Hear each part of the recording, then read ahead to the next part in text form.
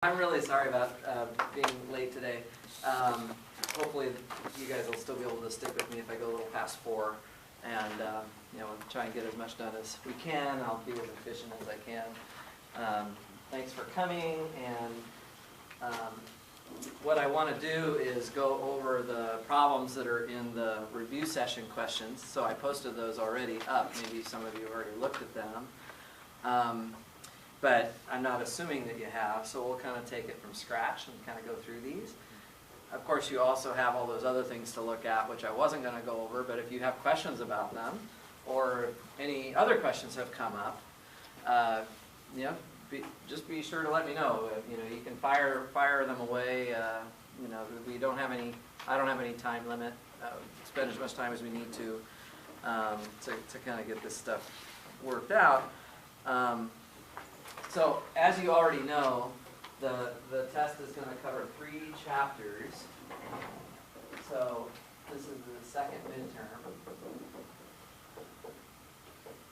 I'm sure you all know I haven't written it yet. And I've hardly been able to do anything.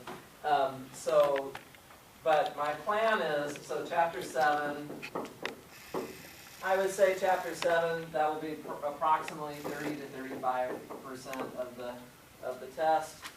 And then we have chapter 11, that's probably another 30 to 35%.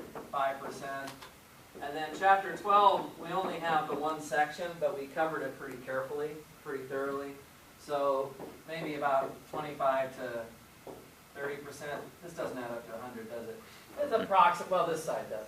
So it's approximately 100%. So you get the idea. Slightly less on chapter 12, but overall you can think of it as about 1/3, 1/3, and 1/3.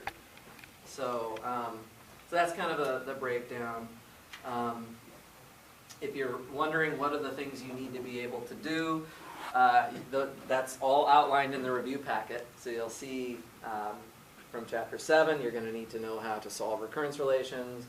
You're going to need to know how to set them up. You're going to need to know how to deal with homogeneous versus non-homogeneous recurrence relations. And then generating functions, just a little bit about generating functions. And then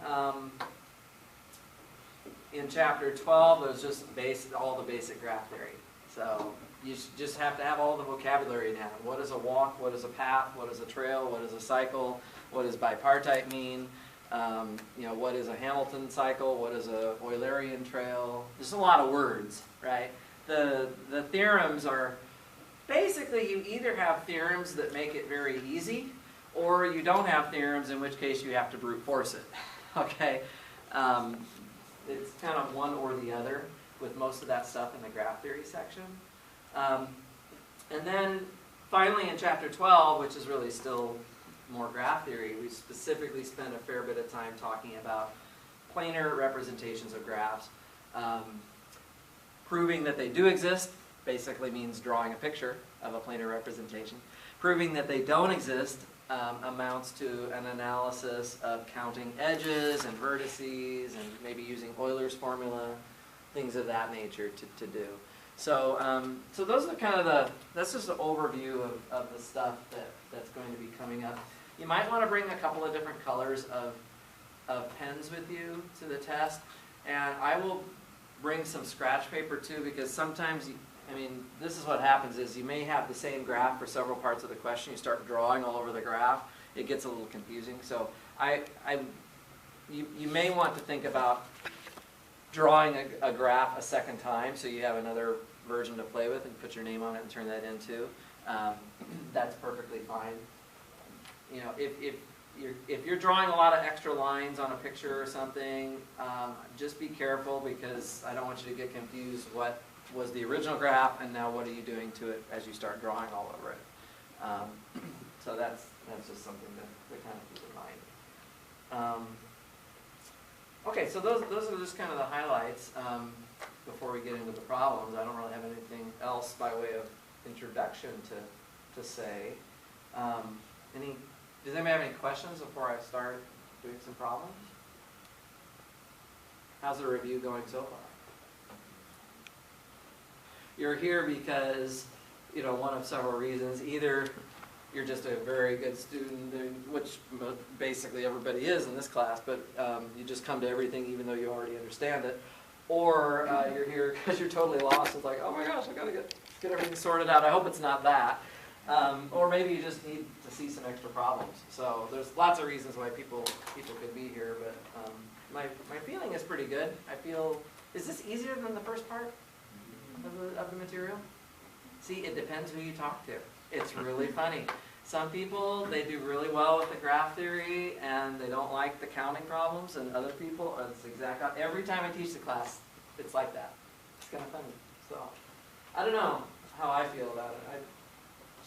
I guess I feel like this is a little bit easier, but maybe that's just me. I don't know. Okay, let's go ahead and try some practice problems. I'm going to start from the top of my review sheet. So, problem number 1. Has anybody actually looked at these? Or do you mostly just, you want to kind of see them? Okay, good. So let's take it from the top. You have looked at them? No. Oh, okay. I haven't. Okay, so nobody's looked at these yet. That's fine. You don't have to look at them. They're coming to the review session. You don't have to look at them. I just was curious. Okay, so here's the first problem. Let h sub n equal the number of ways to tile.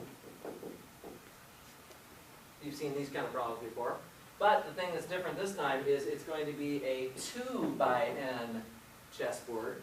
So 2 by n chessboard. Number of ways to tile a 2 by n chessboard using the following thing. We can do 1 by 2. So a 1 by 2 horizontal tile. Or we can do a 2 by 1 vertical tile. Okay? Or we can do a 2 by 2 square tile. Okay? And the question that we're going to look at then is, basically what we want to find is, let's find a explicit formula for h sub n. So find a formula for h sub n. Okay.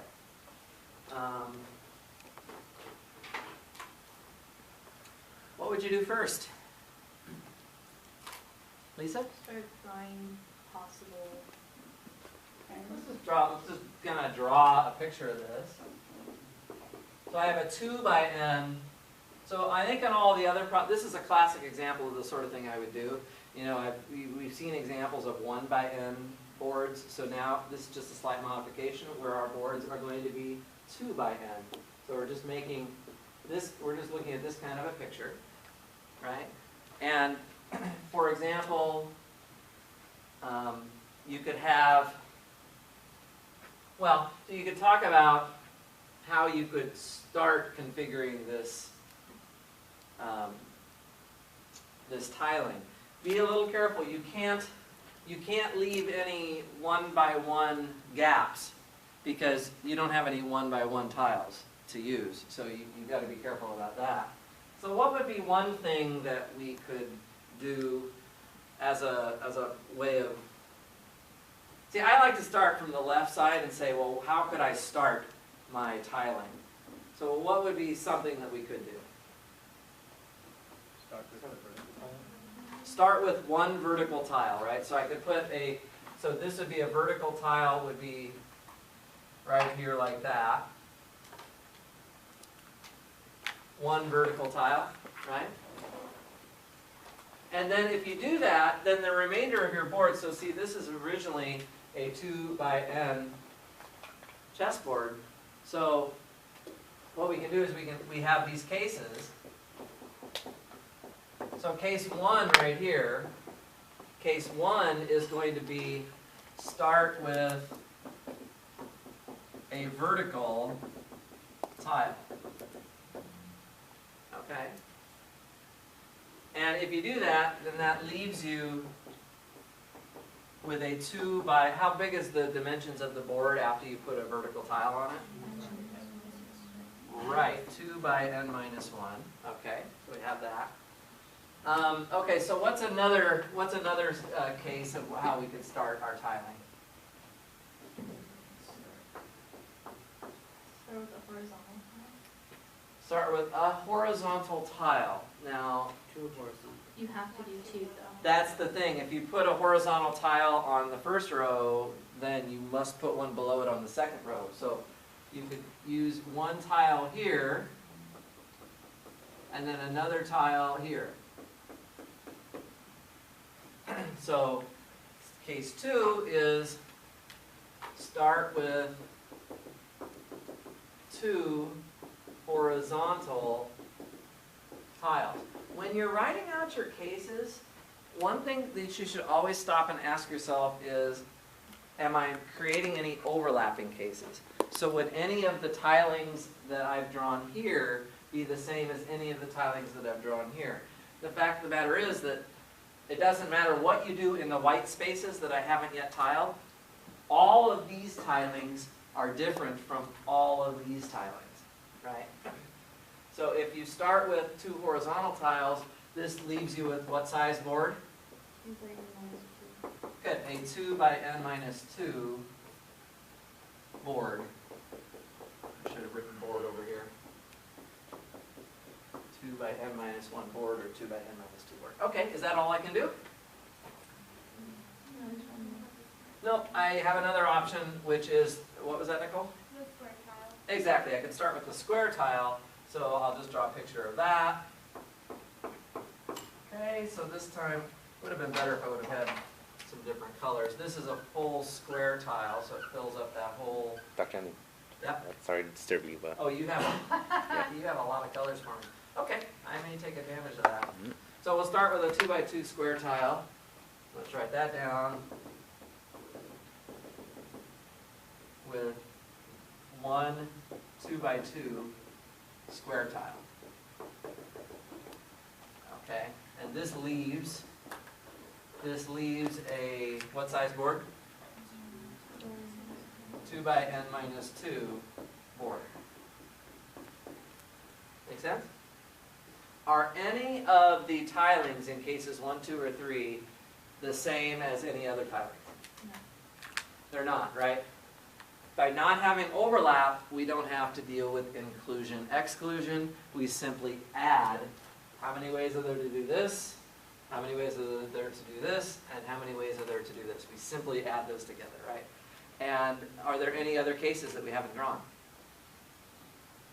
No. So this is basically it. So by writing out these 3 cases, what am I hoping to do? What is the purpose of me doing 1, 2, and 3 here? I mean, I'm trying, obviously, find a formula for h sub n is my ultimate goal. How does this help me do it?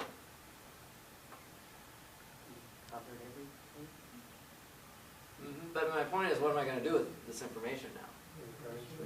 Right. So these 3 cases are going to allow me to write down a recurrence relation for h sub n, and then we'll try to solve that recurrence relation. Does that make sense? Okay, so from 1 through 3, we conclude that a recurrence relation for h sub n is, all right, does anybody want to tell me what the recurrence relation would be?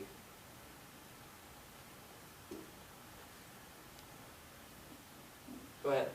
h sub n minus 1 plus 2, Wait. Tell it to me as a full equation. Oh, h sub n equals to H sub n equals to, say it again? h sub n minus 1 plus 2 h sub n minus 1. Okay. You want the initial condition? Oh, we're going to do that in a second. Yeah, we will need initial conditions. This is just the recurrence relation itself. And we also need to write down initial conditions. By the way, based on the recurrence relation, how many initial conditions do you need? 2. And what 2 values of n would be the best to use for those 2 initial conditions?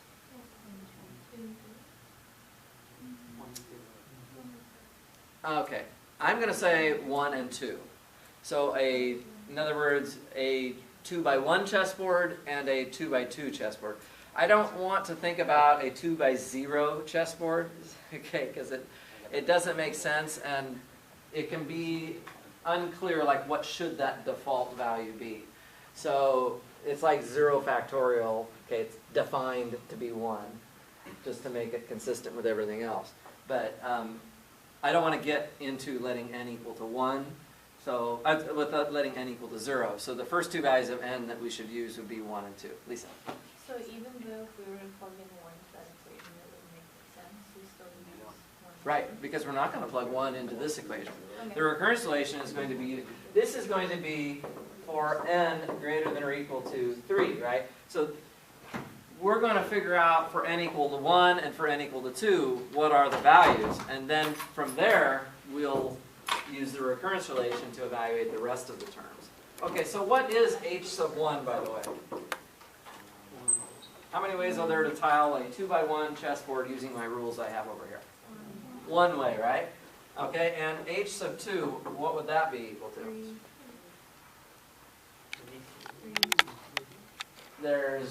I could use 2 vertical tiles, or I could use 2 horizontal tiles, or I could use 1 2x2 square, right? So there's 3 ways to do that. Okay, so we have all of that. Technically, so one thing I like to do with people is ask them to calculate like h sub 10 or something, just so that you don't actually have to solve the recurrence relation to do that. You take these two numbers and start plugging them into here to figure out what h3 is, what h4 is, what h5 is. Does everybody know how to do that? Okay, I think I asked you to do it on a quiz or something at some point. So we don't need to do that here if everybody's okay with that. In fact, this is a recurrence relation that's easy for us to solve, so we don't need to just do brute force to calculate these numbers, h3, h4, h5, h6, h7, and so on. We can just use this, right? Okay. This might not be the world's best test question in the sense that if you get this part wrong, then the solving the recurrence relation part could become a nightmare, like the next part of the process. So you see how I did it on the quiz. If you look back at the quiz, I gave you one problem where I just gave you the recurrence relation and then said, explain it and solve it. And then I gave you another problem where I just said, set up the recurrence relation, but don't actually solve it. So I would be taking a little bit of a risk with this type of question, because if people got this piece wrong, of course I would then have to figure out how to grade the rest of the question, because there would be the solving it part, which would be difficult. So anyway, let's just, you guys, if you just know everything and you can set them up and solve them, it won't be an issue, right? So what do I do to solve this thing?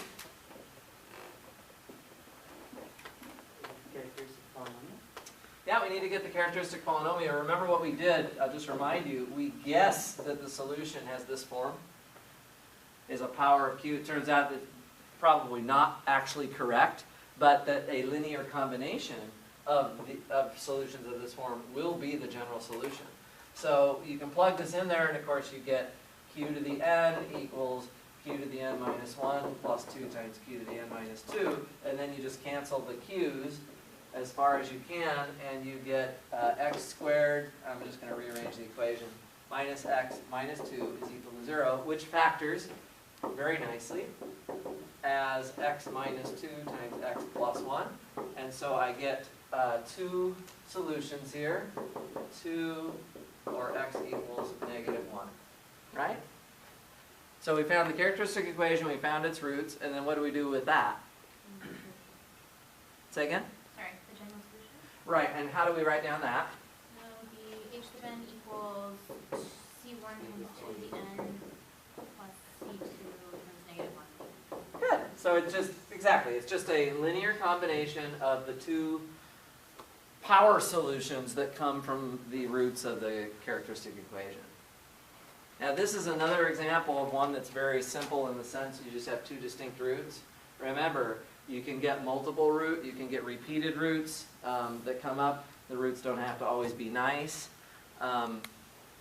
It does have to be something that's relatively easy to factor, because I'm not going to let you use a calculator, or any kind of factorizing device. So quadratic equations are pretty simple, but once we get recurrence relations of higher order, it can be more difficult. You're just going to have to trust me that I'm going to give you something reasonably factorable. I mean, I expect everybody to be able to factor quadratics and differences of squares or cubes or things that are fairly standard, but obviously there are some things that are very hard to factor.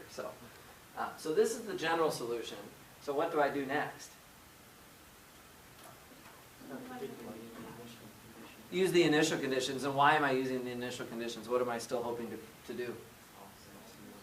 Right, I have to find my constants, C1 and C2. So if I plug in 1 for n, I know already from doing the initial condition that 1 is supposed to be H1, and if I put 1 in over here, I'm going to get 2C1 minus C2.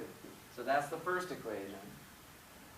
2C1 minus C2 equals 1. And then the second equation is 3 is equal to H2, which is equal to 4C1 plus C2. Okay? And if you work that out, I believe C1 is going to be 2/3 and C2 is going to be 1/3. C2 is 1/3. Yeah, that looks right. Okay, so 2/3 and 1/3 for the constants. If I did it right. So my final answer, find an explicit formula for H sub n, I'll just put it over here again, is just 2/3 of 2 to the n plus 1/3 of negative 1 to the n.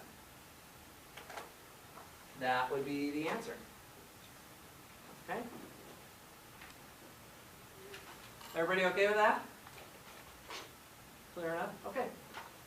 So, you know, you guys can make up your own examples. Go bother your friends about it. What if I gave you a, what if there were other kinds of tiles? 1x3 tiles, or 2x3 rectangles or something. You can fashion a new problem, make one up for yourself, then give it to a friend, see if they can come up with the recurrence relation. I think setting them up is harder than solving them, because the solving them part is just the procedural stuff over here, but setting them up you have to actually think about all the cases. Another thing that you've seen me do before would be to take problems like these tilings, but I would say something like, oh, and you cannot have 2 consecutive this or that. So for example, if I had said on this problem that you cannot have 2 consecutive square tiles, so H sub n is the number of ways to tile a 2x n chessboard using these types of tiles, but I can't put 2 square tiles in a row. How would that change the analysis that we just did? Lisa? There would be a lot more cases to consider. Be more cases to consider. Would any of these cases still be okay? Laura? These 3 would have to be split into 2 cases. Correct. So if I said you can't have 2 square tiles in a row, that doesn't affect this picture, and that doesn't affect this picture. So either of these 2 contributions are still going to be added when we come up with the recurrence relation. But on this one, right, we would have to say, well, if I started with a square tile, I am forced to either follow it up with a vertical tile, or in which case now you've got a 2x n minus 3 chessboard, so your number of valid tilings of this type would be H sub n minus 3. Or if you didn't want to use a vertical tile right there, then you could use 2 more individual horizontal tiles. Like that, right? And you can start from there. And now you'd have a 2x n minus 4 board. So the new recurrence relation would be Hn equals, I guess I'm solving another problem now. It would be Hn minus 1 for this case, plus Hn minus 2 for this case, plus Hn minus 3 and Hn minus 4 for this case. You'd have suddenly an order 4 recurrence relation. And of course that's going to be harder to solve explicitly because you're going to end up with a characteristic equation that is a 4th degree polynomial. I could still live with that as a test question, just say set up the recurrence relation and then find h sub 6 or something like that, and then ask you to basically use the recurrence relation to brute force it up to that point. So you see, you can do all sorts of things to make questions for yourself to practice with. But I just wanted to give you some ideas there. So make up some problems, test them out on your friend. You can test them out on me. You can say, oh, I thought of this problem, I wrote it up. Does this recurrence relation look like the right formula? Let's see if I can get it right. Okay. So far, so good? Let's do another one here.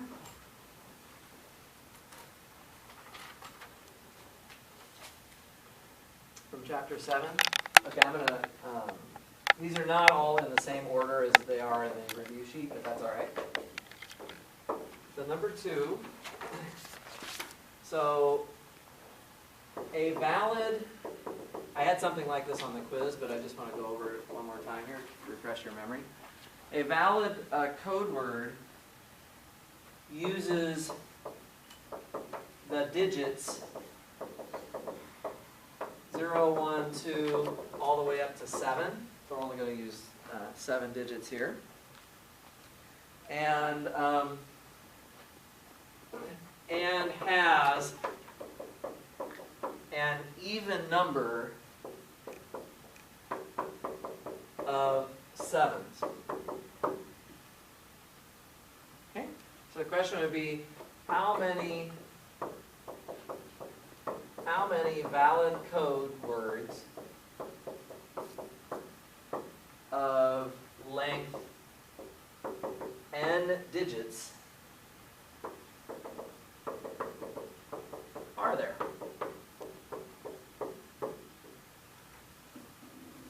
That's kind of a nice one to practice on. Just, you remember this problem from the quiz a little bit? Same one. No, it's a little different. It's slightly different. It's the same concept though.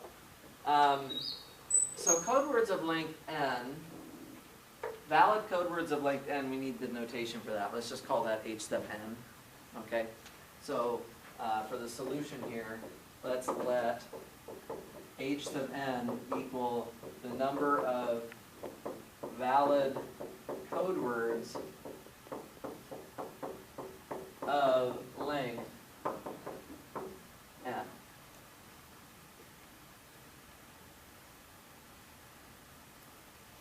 And again, it doesn't really make sense to have a code word of length 0, so I wouldn't use that as an initial condition.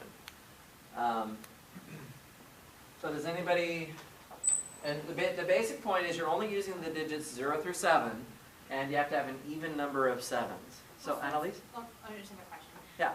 Since 0 is even, can there be no 7s in our code word? True. Now, there might not be any 7s, because that would be an even number of 7s. Okay, does anybody know how to start this? Joseph? You start with the same process there where you separate into cases. Okay. What kind of cases would be good here? You would have 7 cases where you started with not a 7, and you would have your 8th case where you start with 2 7s. Okay, can I just do it as 2 cases? Case 1 is the first digit is not 7, and then case 2 is going to be the first digit